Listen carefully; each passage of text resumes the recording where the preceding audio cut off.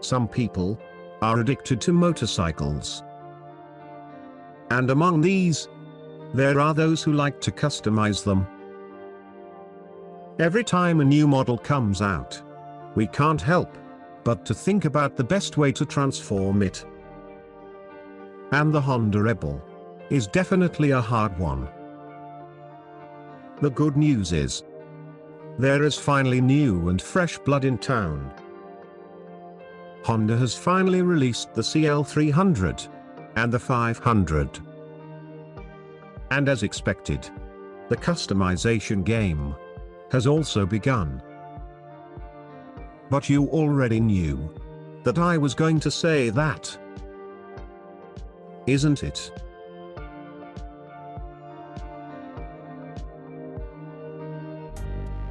Welcome to Racertv.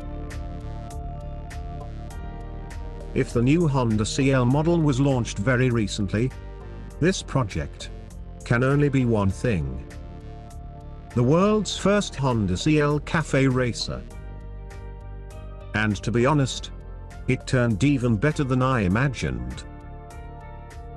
I know that for most of you, it is pointless to say who built it. But even so, I have to say it anyway.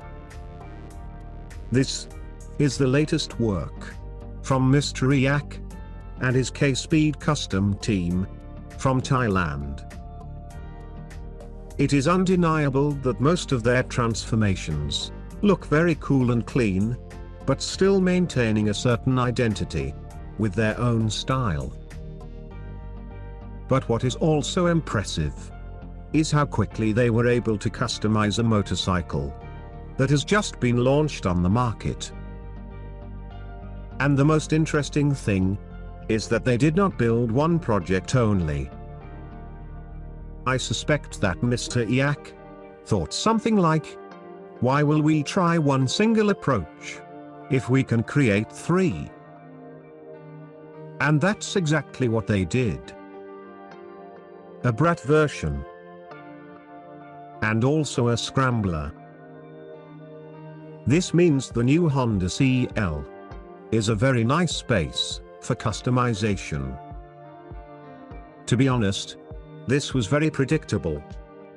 And why? If we compare it with the Honda Rebel, we can see that the CL model solves the Rebel's biggest problem. The subframe finally has a more horizontal structure to place a traditional cafe racer seat. And in addition to that, the CL's fuel tank has now a more rounded top surface, which is visually very appealing. Just like these fork gaiters, adding a nice vintage vibe that we all like. But let's talk about the Cafe Racer project. As usual, the K-Speed team did a very good job. And if you take a close look at these transitions, you will see that the level of modifications is relatively simple. The subframe is now slightly shorter. But looking at the original version, it seems like this is an easy modification. The speedometer was relocated to the left side, next to the ignition switch, just to gain this minimalist appearance on the top triple tree. The front forks were evidently cut in order to achieve this more aggressive stance.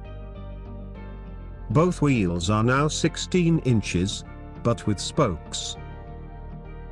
I know some of you are not going to like the fat tires. And so I did a quick experiment on Photoshop. I admit, it looks great with bigger wheels.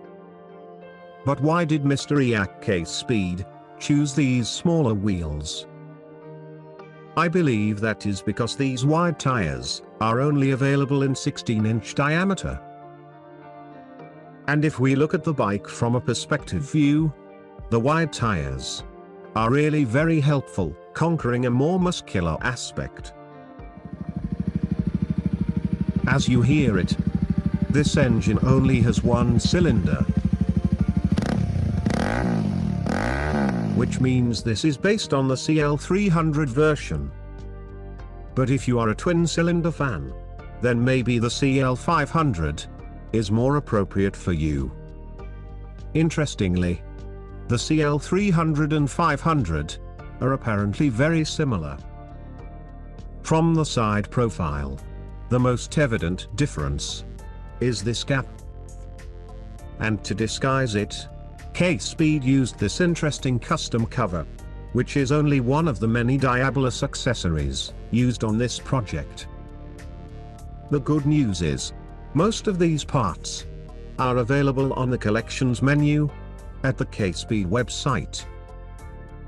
This also includes the tubeless spoked wheels.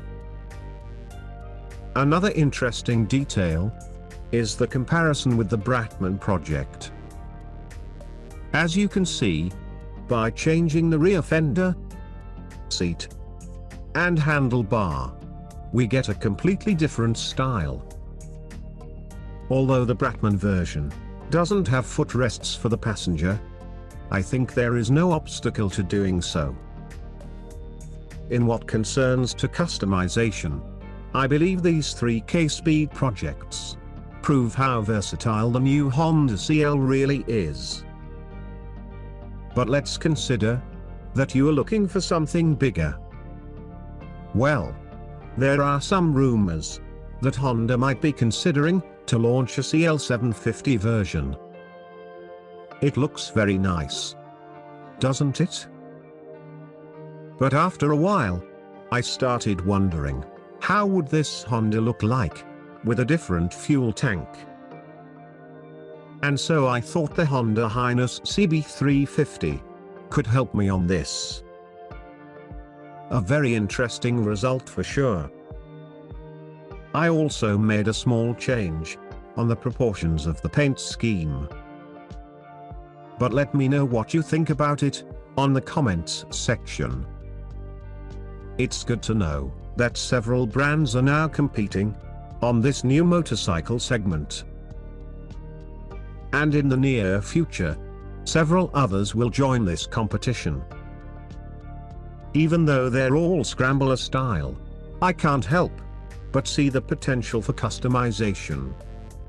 And I am sure that K-Speed will be paying attention to this, and will create beautiful projects, like the ones presented today. Thank you for watching Racertv. And as always, I hope to see you on the next video.